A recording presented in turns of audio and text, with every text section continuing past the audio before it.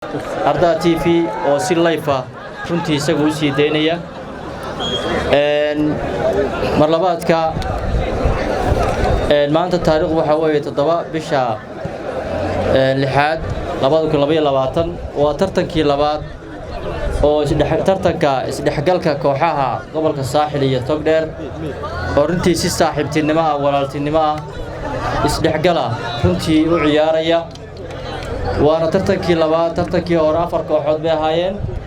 tartanka labaadna maanta waa 8 kooxood ilaahay mahadi waxaan ilaahay ka baryayaa inuu si wanaagsan maanta inoo ku bilaabmay si wanaagsanna inoo ku dhameeyo gobolka Saaxil iyo gobolka Togdheer awalba waxay laba gobol oo isku mid ah Togdheer waxay ahayd Saaxilna wuxuu ahaa Togdheer dadka halka jooga ayaa Saaxil la jooga dadka Saaxil jooga ayaa Togdheer la jooga